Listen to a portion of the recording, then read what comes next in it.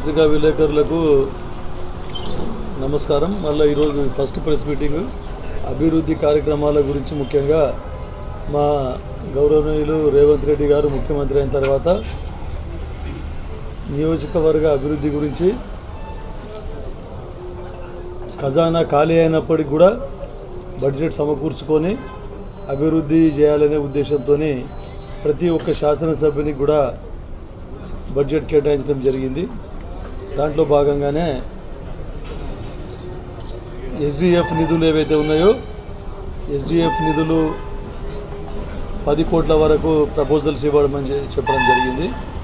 తర్వాత మన జిల్లా గ్రాంట్స్ కింద 15.5 crores ఎన్ఆర్ఈజిఎస్ కింద ఏవైతే ఉన్నాయో గ్రామీణ సీసీ రోడ్లు, డ్రైన్స్, కల్వర్ట్స్, ఇతరత్ర ఇవి ప్రొసీడింగ్స్ కూడా వచ్చేసినాయి.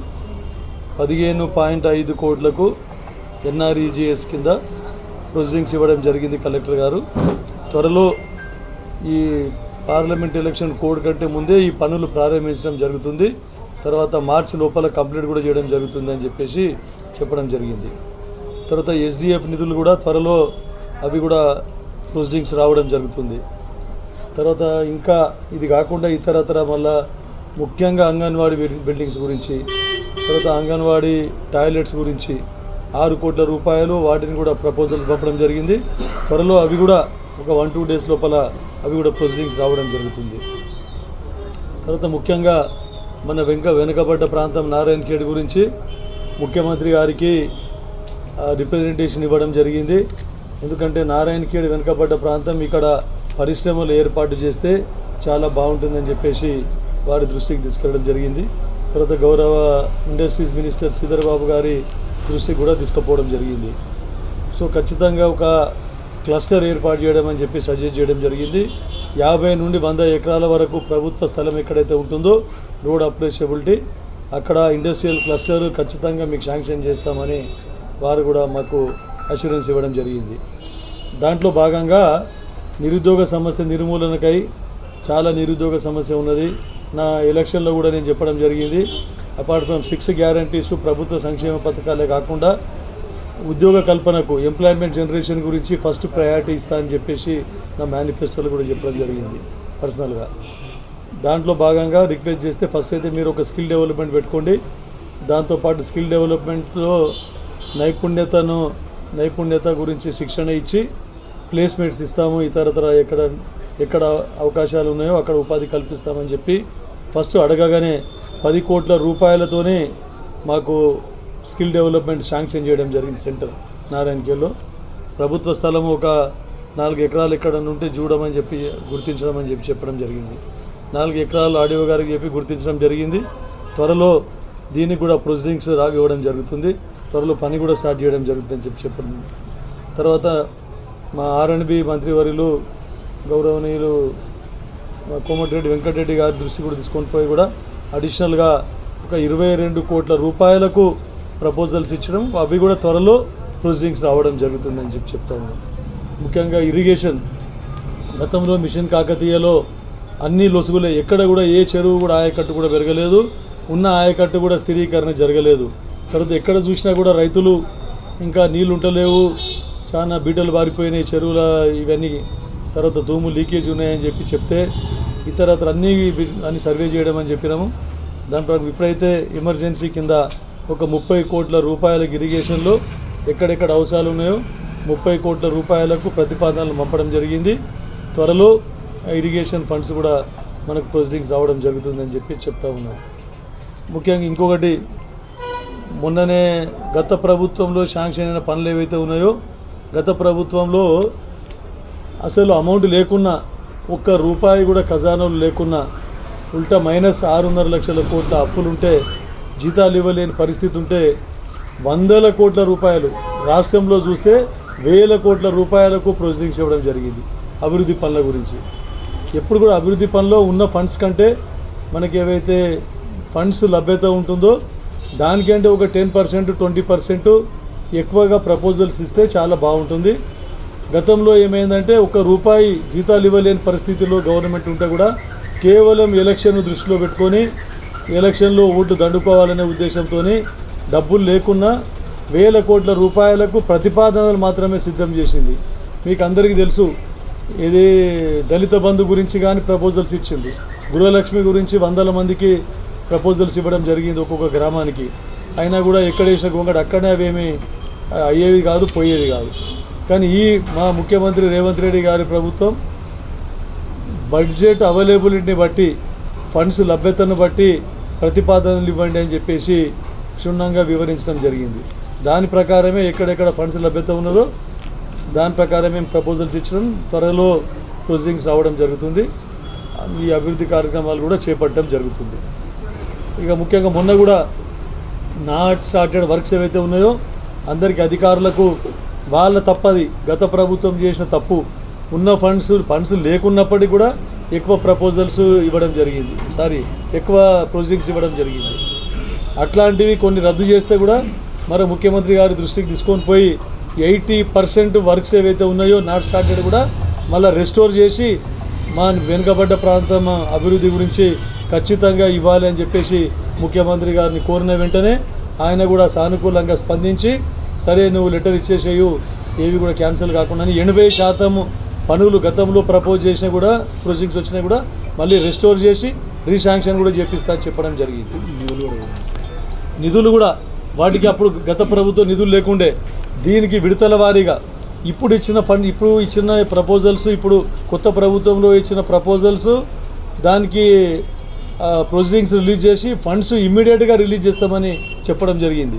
తర్వాత గత ప్రభుత్వంలో ఏవైతే ప్రొసీడింగ్స్ ఇవ్వడం జరిగిందో వాటికి కూడా విడతల వారీగా ఫండ్స్ లభ్యతను బట్టి వాటికి కూడా ఫండ్స్ విడుదల చేస్తామని చెప్పడం జరిగింది. గతంలో 3 సంవత్సరాల నుంచి కాంట్రాక్టర్కు బిల్లులు చేసిన పనులకే బిల్లులు రాకుండా పెండింగ్ పెడితే ఎవరు 8 సార్లు 10 సార్లు టెండర్ పిలిస్తే కూడా ఏ కాంట్రాక్టర్స్ కూడా ముందుకు రాని పరిస్థితి ఉండే.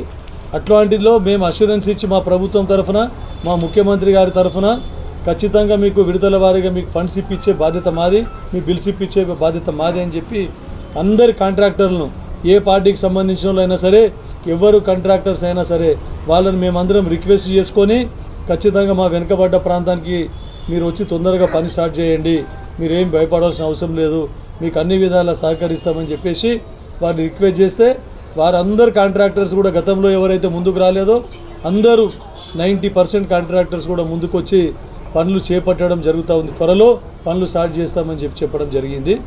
అతి త్వరలో పనులు కూడా ఈ పార్లమెంట్ ఎలక్షన్ కోడ్ రాకంటే ముందే పనులు స్టార్ట్ అయ్యే విధంగా చూడాలని చెప్పేసి కూడా మేమందరినీ కోరడం జరిగింది. తర్వాత మాసాన్పల్లి నల్లవాగు గురించి కూడా సిఆర్ఎఫ్ ఫండ్లో దానికి కూడా రోడ్ వైడనింగ్ గురించి కూడా ప్రపోజల్స్ పంపించడం జరిగింది 40 కోట్లతోని. అది కూడా అతి త్వరలో రావచ్చు. ఇప్పుడు నారాయణఖేడ్ నుండి నల్లవాగు వరకు అయితే గతంలో రోడ్ వైడనింగ్ గురించి ప్రొసీడింగ్ వచ్చింది, మరి నిధులు ఉన్నాయో లేదో తెలియదు. కానీ ఇప్పుడు ఖచ్చితంగా నిధులను మేము ప్రొవైడ్ చేస్తామని చెప్పేసి ప్రభుత్వం చెప్పడం జరిగింది. ఇక ఇవి కాకుండా ఇంకా వేరే ఏమన్నా ఉంటే కూడా ఇప్పుడు గ్రామాల ముఖ్యంగా అంగన్వాడీ బిల్డింగ్స్ గురించి, ప్రతి అంగన్వాడీ బిల్డింగ్స్కు ముఖ్యంగా మన నారాయణఖేడ్ నియోజకవర్గంలో 40 పర్మనెంట్ పనులే చేయాలి ఎన్ఆర్ఈజిఎస్లా అని చెప్పేసి ఎన్నో చోట్ల మనకు అవసరాలు ఉన్నాయి దీనికి. ఏది అంగన్వాడీ బిల్డింగ్స్ గురించి ముఖ్యంగా సుమారు 40 అంగన్వాడీ బిల్డింగ్లకు కూడా ఒక్కొక్క అంగన్వాడీ బిల్డింగ్కి 8 లక్షల రూపాయల చొప్పున ప్రతిపాదనలు పంపడం జరిగింది. ఇంకా బ్యాలెన్స్ వర్కులు కొన్ని జాగాలో కొన్ని ఇన్కంప్లీట్ ఉంటే వాటికి కూడా బ్యాలెన్స్ వర్కుల కింద ఎన్ఆర్ఈజిఎస్లోనే ప్రపోజల్ పెట్టడం జరిగింది. అతి త్వరలో ప్రొసీడింగ్స్ వస్తాయి, పనులు కూడా స్టార్ట్ అవుతాయి అని చెప్తా ఉంది. ఇక ముఖ్యంగా చాలామంది రైతులు ఎదురు చూస్తూ ఉన్నారు ఈ రైతు బంధు ఎప్పుడు పడుతుందని చెప్పేసి. దాన్ని కూడా త్వరలో 5 ఎకరాల వరకు, తర్వాత నెక్స్ట్ 10 ఎకరాల వరకు కూడా రైతు బంధు పడే విధంగా ప్రభుత్వం కృషి చేస్తుంది. అయితే ఈ పార్లమెంటు కూడా రాకంటే ముందే వేసే విధంగా ప్రయత్నాలు జరుగుతూ ఉన్నాయి. మరి ఈ 6 గ్యారెంటీలో భాగంగా మళ్ళీ ఇంకో 2 గ్యారెంటీలు కూడా త్వరలో ఇప్పుడు స్టార్ట్ చేయడం అని చెప్పేసి మొన్న క్యాబినెట్లో అప్రూవ్ చేయడం జరిగింది. దీనికి 500 రూపాయలకే గ్యాస్ సిలిండర్ గతంలో కాంగ్రెస్ ప్రభుత్వం ఇచ్చిన హామీ ప్రకారం. మరి ఇంకోటి ఏంటంటే 200 యూనిట్స్ వరకు బిలో పావర్టీ లైన్ వాళ్ళకి ఫ్రీ కరెంటు కూడా ఇవ్వడం జరుగుతుంది. దాన్ని కూడా అమలు చేయడం జరుగుతుంది అని చెప్పి చెప్తా ఉన్నాం. త్వరలో ఈ లబ్ధిదారులను గుర్తించి, ఎందుకంటే మొన్ననే అప్లికేషన్లు తీసుకోవడం జరిగింది ప్రజాపాలనలో. దాంట్లో కూడా ఎవరైతే ఇల్లు కట్టుకునే వాళ్ళు ఉన్నారో వాళ్ళకు కూడా తొందరగా ఐడెంటిఫై చేసి, స్థలాలు ఉన్న వాళ్ళకు కూడా తొందరగా అమౌంట్ శాంక్షన్ చేసే విధంగా 5 లక్షల రూపాయలు ఆర్థిక సాయం అందించే విధంగా ప్రభుత్వం కృషి చేస్తుందని చెప్పేసి మొన్ననే పార్లమెంట్లో డిసిషన్ తీసుకోవడం జరిగింది.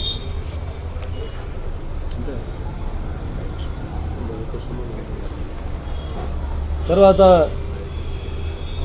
బాల్క సుమన్, మరి బాల్క సుమనే కాదు, ప్రభుత్వము పోయిన తర్వాత, కాంగ్రెస్ ప్రభుత్వం ఏర్పడిన తర్వాత ఇంకా టీఆర్ఎస్ నాయకులు ఏమనుకుంటున్నారంటే మేమే ప్రభుత్వంలో ఉన్నట్టు బిహేవ్ చేస్తూ ఉన్నారు. గతంలో కూడా ప్రతిపక్షాన్ని పూర్తిగా నిర్వీర్యం గావించి, ప్రతిపక్షాల మీద విమర్శలు అంటే ఎట్లాంటి భాష వాడినరంటే మీకు అందరికీ తెలుసు. పత్రికా విలేకరులకు మీడియాలో వచ్చింది, పత్రికలలో వచ్చింది. విచ్చలవిడిగా ఇక ఏదో వల్గర్ లాంగ్వేజ్ కూడా యూజ్ చేసింది. కానీ ఇప్పుడు సామరస్యంగా ఎవరిని కించపరిచే విధంగా మా ముఖ్యమంత్రి గారు అందరికీ ఇన్స్ట్రక్షన్స్ ఇవ్వడం జరిగింది. మీడియాలో మాట్లాడేటప్పుడు ఆచితూచి మాట్లాడండి, ఎవరి మీద కూడా వల్గర్ విమర్శలు చేయవలసిన అవసరం లేదని కూడా చెప్పడం జరిగింది. ఏదో గతంలో మీరు చేసిన విమర్శల గురించి మేము ప్రస్తావిస్తే మళ్ళీ దాన్ని తిరిగి మా ముఖ్యమంత్రి మీద వల్గర్గా కామెంట్ చేయడము ఇది పద్ధతి కాదని చెప్పేసి దాన్ని ఖండిస్తూ ఉన్నాం. పత్రికా మూలకంగా చూస్తూ ఊరుకునే ప్రసక్తి లేదు. ఇంకా అధికారంలో ఉన్నామనే భ్రమలో నుంచి బయటికి రావాలని చెప్పేసి టీఆర్ఎస్ నాయకులకు నేను హెచ్చరిస్తూ ఉన్నాను. ఇప్పుడు కేటీఆర్ గారు ఆటో ఎక్కడం ఎట్లా అనిపిస్తుంది? ఇబ్బంది అయిపోయింది. టీఆర్ఎస్ ప్రభుత్వము నడిచిందే గత 10 సంవత్సరాల నుంచి. తెలంగాణ వచ్చిన తర్వాత టీఆర్ఎస్ ప్రభుత్వము నడిచిందే మాటల మీద, జిమ్మిక్కుల మీద, ప్రజలను మోసం చేస్తూ వారికి తీయటి మాటలు చెప్తూ తర్వాత జిమ్మిక్కులు చేస్తూ ప్రభుత్వం నడిపిన తప్ప అభివృద్ధి మాత్రం శూన్యం. అదే అలవాట్ల ప్రతిపక్షాలు మన అధికార పక్షాన్ని బ్లేమ్ చేయాలనే ఉద్దేశంతో ఆటో కార్మికులను వాళ్ళని రెచ్చగొట్టి ఆయన ఏదో దాంతోనే లబ్ధి పొందుదామని అనుకుంటున్నా కానీ అది జరగదు. ప్రజలందరికీ తెలుసు మీరు ఏం చేసినారు గతంలో 10 సంవత్సరాల్లో. త్వరలో గ్రామీణ ప్రాంతాల్లో మహిళలు కూడా చాలా ఉత్సాహం. తర్వాత వాళ్ళకు మింగుడు పడతలేదు. ముఖ్యంగా చెప్పాలంటే వాళ్ళకి మింగుడు పడతలేదు. ఆటో వాళ్ళని రెచ్చగొట్టే వాళ్ళకు కూడా ప్రోత్సాహం ఇచ్చింది కదా మా ప్రభుత్వం తరఫున. ఇప్పుడు ఎన్నో గవర్నమెంట్ స్కూల్స్ ఉన్నాయి, ప్రైవేట్ స్కూల్స్ నడుస్తలేవా? ఎన్నో గవర్నమెంట్ పరిశ్రమలు ఉన్నాయి, ప్రైవేట్ పరిశ్రమలు నడుస్తలేవా? అట్లే ఇది కూడా కొన్ని రోజులైతే సెట్ అయిపోతుంది. ఎవరి ఆర్థిక స్తోమతను బట్టి వాళ్ళు ప్రయాణిస్తూ ఉంటారు. కాకపోతే బిలో పావర్టీ లైన్ పేదలకు మట్టుకు ఖచ్చితంగా అందరికీ ఇవ్వాలనే ఉద్దేశంతో మహిళలకు అందరికీ ఫ్రీ బస్సు కల్పించినందుకు అది మింగుడు పడక ఇవన్నీ జిమ్మిక్కులు చేస్తూ ఉన్నారు.